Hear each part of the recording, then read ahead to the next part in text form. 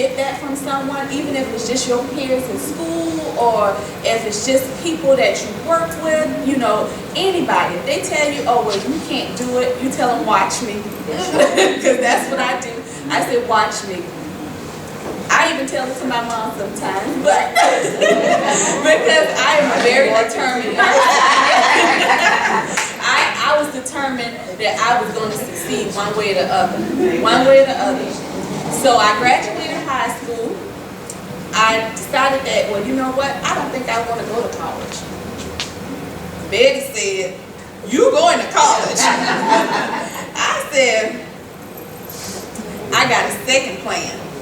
So I decided that I was going to go to cosmetology school. Now, you know, I love my hair, okay? Now, I decided that that's what I wanted to do because when I was growing up, I told my mom that I used to sit in the kitchen with my grandaunt when she used to curl our hair with this. She had one Marcel curler, that's it, just one. And I said, don't you gonna curl our hair with all that grease? But when we got done, we was fly now. We was fly going to church, okay? But she had that one curler, and she would curl our hair, and I'd be like, oh, okay, I like this. Let me figure out how to do this. And as I watch her straighten everything. I didn't like that Mama used to straighten my hair. She put a lot of grease and she burned, you know, that straightening comb right in the back of the kids. Girl, again. But it was okay. It was okay. Yeah, I know about the straightening comb, okay?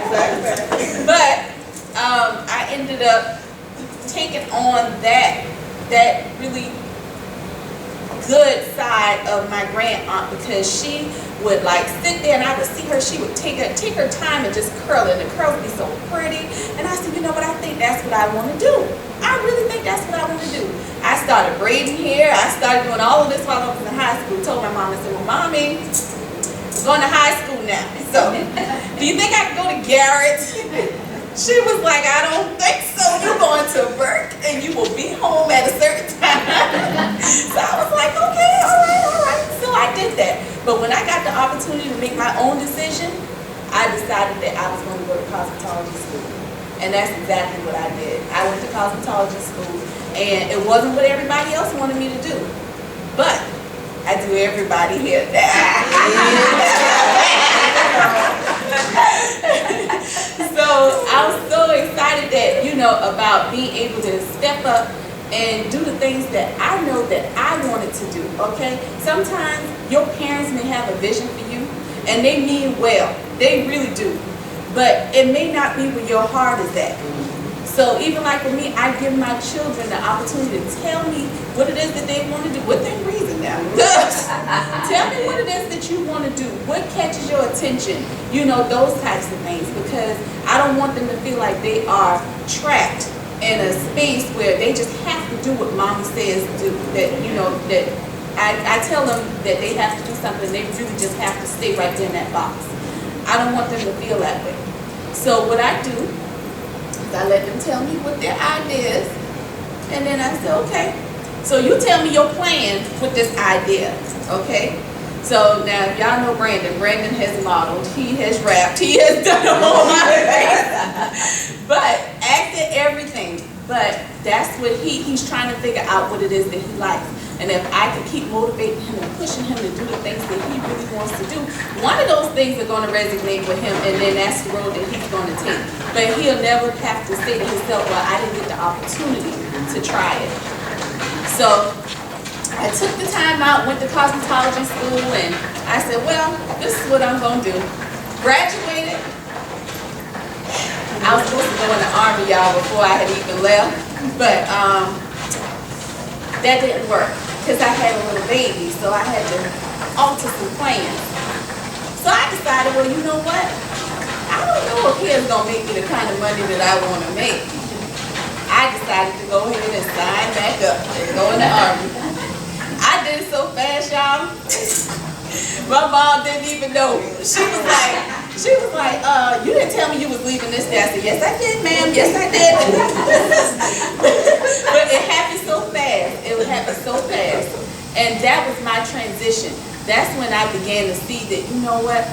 I am moving and I'm making moves because I feel like I have to become this woman that I wasn't ready to become, because I made decisions that I should not have made when I was young, okay? So after that, I did 5 years, and I said, well, you know what? I said, they're trying to put me out because I have a medical condition. It's something that I cannot control. And how many of you really know that when other people dictate your future, you have no hands in it at all? None. And that's what was going on. I had no choice. It was like, okay, we can't use you no more. You gotta go. That's what it did. And sometimes that's the harsh truth, but sometimes it'll be a really good thing for you, but you just can't see it at that time. You just cannot see it at that time. And for me, I couldn't see it. I called home, I'm like, Mommy, they're gonna put me out. I don't want to come home. I love what I do. She said, well, you know what? You got to come back home. She said, nobody's gonna think you didn't do what you were supposed to do. So I came back home and I started working. Got a job, and I said, well, you know what? I think I'm gonna let this take me wherever it's gonna take me. So I started traveling, going here, going there, going here, going there. And I said, you know what? Something's gonna have to give. It took me about 4 years to figure that out. After I've been going back and forth, Kansas, New York, Columbia, whole lot of different places. But that was me trying to figure out where I wanted to be. You have to have some type of vision to know where you're going. I didn't have a vision. I just knew I wanted to be successful. I need to make this amount of money in order for me to be able to do the things that I'm used to doing. Because once you get accustomed to a lifestyle, you don't want to break it. You don't want to break it. And I said, well, you know what? I am going to go ahead and start doing hair again. Then I got into Mary Kay. Then I had the job. So I got all of these different hats that I'm wearing. But still no vision. So even while I was doing all of this, I had to realize that, you know what, somewhere down the line, God's going to have to deal with me. He's going to have to deal with me. But I just couldn't see it. I thought that, okay, I go to church, and I'm going to go home, I give a little word here and there, I'm good. Staying sanctified and filled with the Holy Spirit, okay? That was me. But I really was not, and far from it. Far from it. One day, I was riding home after I had an appointment, and the appointment was a sleep study. I had already taken my medication and everything, could not sleep at all. The most restless sleep that I ever had, okay? And I had to drive all the way back to Beaufort from Charleston, tired. But as I was driving back, I heard something say fast. And I'm like, hold on, wait a minute. I think I'm going crazy in this car because it's only me in the car. And I heard something say fast. And I said, drive faster. I said, no, wait a minute. I said, let me call my girlfriend. We talk every morning, and I said, Kim, I said, you really, really have to talk to me about something. And she was like, hold on, wait a minute, Shonda. She said, you remember I was telling you about the Daniel fast that me and my roommate was doing? I said, oh my goodness. I said, Kim, I don't mean to cut you off. I said, but I really called you because I think I'm losing my mind, and I think you just confirmed that I really lost my mind, okay? Because somebody is talking to me in this car, and I don't know who it is, okay? So I ended up telling her what was going on, and she said, well, Shonda, you already know what you need to do. She said, it ain't that you don't know the word. You choosing not to know the word. And I said, yeah, you're right. Right? I'm I'm going to tell y'all why I was choosing not to know the word.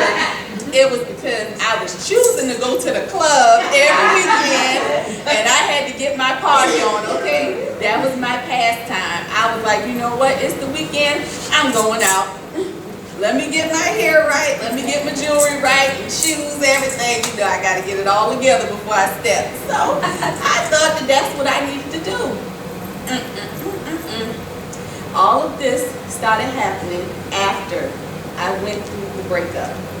When I went through the breakup, and I was realizing that certain things were beginning to happen, and I didn't understand why. So that was his way of telling me that I needed to get into my own world and have a relationship with him so that I can hear, I can see, and I can understand how to get through this situation that I was in. So I ended up getting home that day, and he told me to journal. I went to work, and I was like, I don't think I'm going to tell nobody yet what's going on, because I really thought that I lost my mind, because I had never had the Holy Spirit to talk to me. Never. I was a dreamer, but I never actually heard him speak to me, and I was awake, okay? So I really thought I lost my mind. But I ended up going back to work that day, and I got home and I said, you know what? I'm going to start journaling. I started writing. I started doing little video clips, and I did these video clips to try to channel the pain and the hurt that I was having. Because I said, you know what? I need to monitor my progress, because I know I'm going to get past this, but I need to see how long it's going to take me to get past this. And I couldn't figure it out. I just couldn't figure it out. Even with all of that I was doing, still couldn't figure it out. Well, I went to this event one evening, and the event was called Divas Night Out. So I get my stuff together. I got Mary Kay, I got hair cards, I got everything, my little nice basket, give away some samples, and I'm walking in and I'm like, hey, how y'all doing? You know? And I'm ready to go, because I really think that I'm going to sell me some Mary Kay. I was there. Oh, hold on, wait a minute. They were supposed to have a red carpet. I was very upset because they didn't have no red carpet, because I thought I was going to take a picture with my fabulousness, okay? So they didn't have a red carpet, but when I got there, the red carpet was actually the speaker. And her name is LaShonda Alexis, and she is known as the activator. And she activated something in me that night. Little did I know that while I was sitting there, the two girls that was with me, co-workers, they were sitting there. All of us got something different from her one story. From her one story, and it hit me and said, you know what? This is what you're supposed to be doing. So tell me why you're not doing it. So I sat there and I said, oh gosh, I got to tell my story? I got to tell people what I went through? I got to tell them that I got pregnant at 16. I got to tell them that I was married and then I got a divorce. I got to tell them that I went in the Army and I had to get out because I got a medical condition. I got to tell them all of this stuff. I got to tell them that I just went through a breakup and my heart was broken because I wanted a married man. I said, I got to tell all of these different things. I said, no, I can't do that. But when I got up, and I was getting ready to leave, and I'm packing up my stuff, someone said, put it down. And I sat it down. And I was led to the table where she was standing. And I went over there, and I looked at her, and she said, hi. I said, I just want to take a picture. You know, when you see famous people, you like, okay, I need to take a picture with her. Well, I took the picture. But shortly after that picture came out, I said, I got a story to tell, and I really got to get it out. I really got to get it out. I did. And she was like, okay. She was like, well, you know what? I'm going to give you my personal number, and I want you to call me within the next 24 hours. Okay. I'm going to hook you up with some people here in Beaufort, too, because they do it, and I want you to get the training from them. Okay. So within that 24 hours, I spoke to her. She gave me some ideas, some things that I needed to do. and I got to work. I got to work. At that time, I thought that I was going to still do a little bit of Mary Kay because I like fast money. And I like shoes. So I thought that I really, really was going to be able to continue to do the things that I used to do. But he said, no, no, no, no, no. I didn't tell you to do that. I didn't tell you to do that. I told you to walk into the purpose that I have for you at this time right now.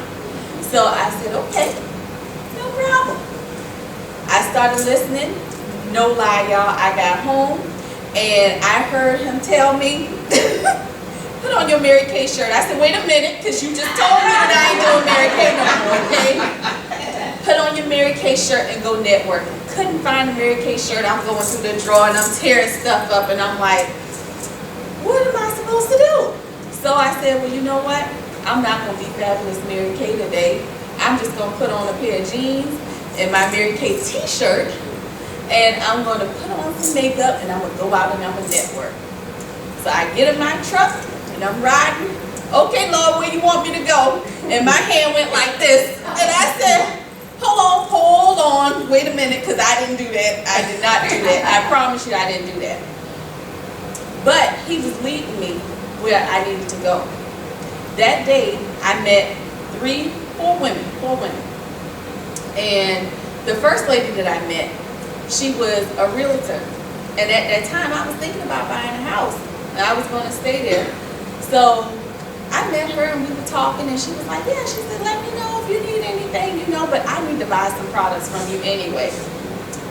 I ain't gonna tell you I was broke too, okay? So I was like, yes, you will get the products. Maybe you need it. I will get it to you today if you need it. We go to my trunk, okay? So I ended up leaving her, went into JCPenney. As I walked in JCPenney, I saw another young lady, and I'm good with networking. I can talk to anybody about anything, okay? So I said, well, you know what? Let me go talk to her. I went to go talk to her, and she seemed like she was just so busy in the racks, and I'm like, really? Don't you see me talking to you about this Mary Kay? You gonna get this, okay? I'm gonna need your number, and you gonna get this, okay? But didn't work out that way. I took her down. I'm telling you, the pen would not even write. But he was warming me up for what I really needed to get to. I went to the next lady, and she was in there with her daughter doing school shopping. And she said, she said, tell me more about your business. I said, well, what do you want to know? So she says, is that all you do? I said, no. I said, well, I'm just getting ready to start an organization before I even knew that I was going to start the organization, okay? So I started speaking it. I started speaking it, and I started speaking it. Amen. And guess what? Here it is. Here it is. That lady gave me almost 5 different connections to talk to people who could help me to get started. 5 different ones. Between Mary Kay, between school, between church, everything. Even people that she didn't even work on the base, but she knew people. So she was my connect to get to where I needed to be. So God will put people in your path so that you can get what you need in order to get to where He wants you to be. Okay? I decided that, well, you know what? I'm going to go ahead and go back home. But he said, no, not time for you to go home yet.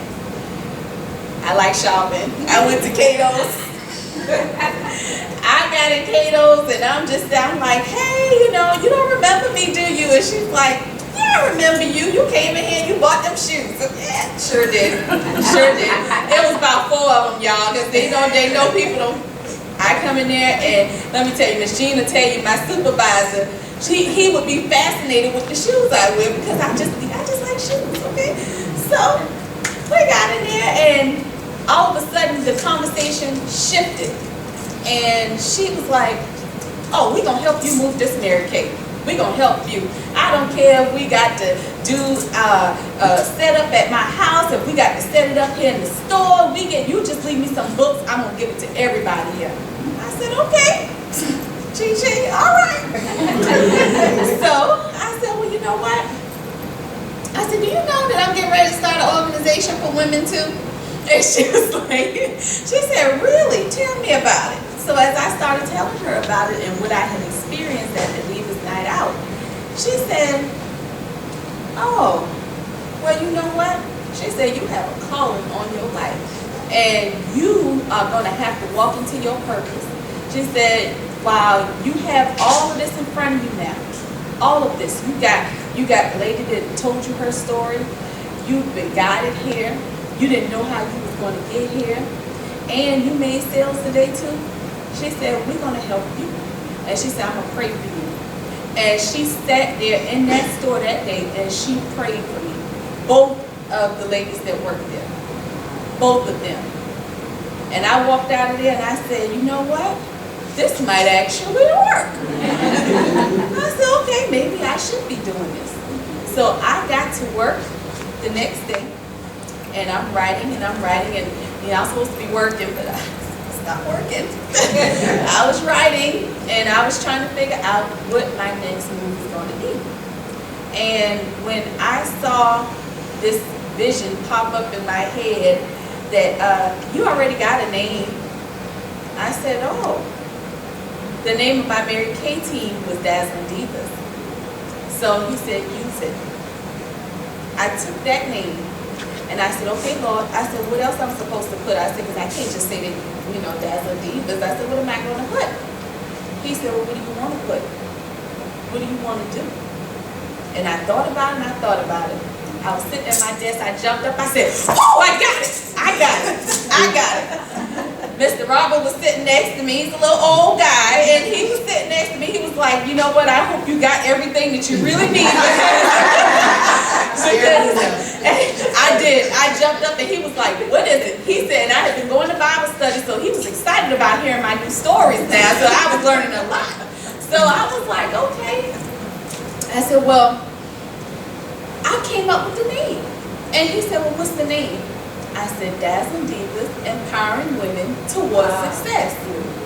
And he said, did you find that off a YouTube video over there? I said, no. I said, it came in my head. It came in my head, and I didn't know how I got there, but that's what I'm going to use, okay? So I stuck with that. I stuck with that. And I said, okay, Lord, what else? I know something else is coming because I need more. I need some more. And I'm excited. And I'm like, you know what? This thing here got to go. It has to go. So I was sitting there again. I said, oh, and I run to the other side of the room. Now I'm sharing it with everybody else in the office, okay? Because I'm excited. And then I start telling them what it was that I wanted to do. And as I would tell people, the more excited I got. I had such a vision at that point to where I was like, you know what? This is going to be done. It's going to be great. And I'm going to help so many people. And I said, you know what? I want to write too. I want to write. Didn't think I was going to be able to do that either. But that came around too. That came around too. All because I found out what my purpose was. I had a vision at that point. I could hear him speak to me.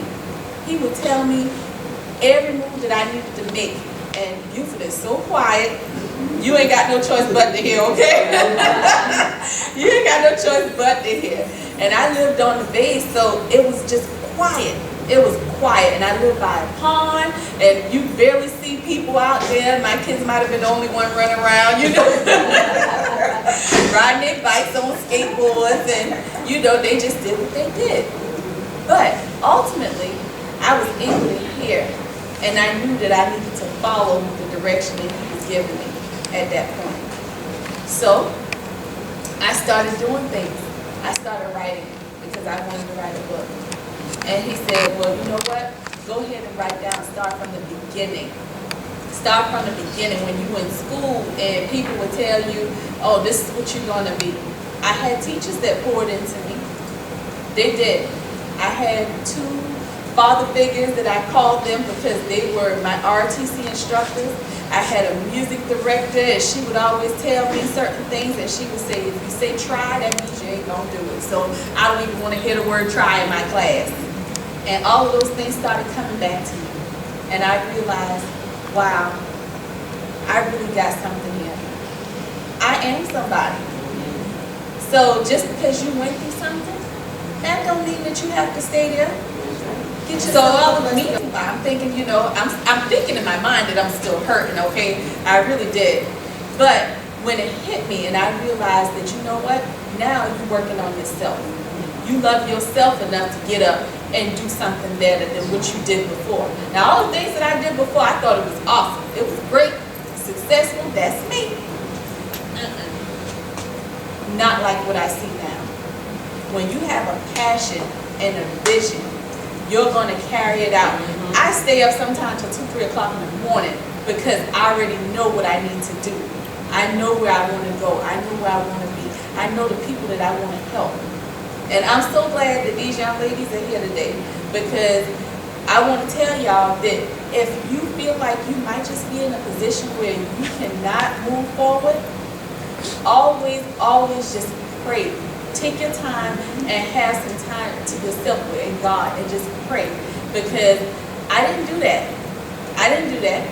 But I knew one scripture, and my mom would tell me that all the time, and that was the 23rd Psalm. Yes. And that's a scripture for protection. And anything that I had gotten into, I was always able to come out. Always.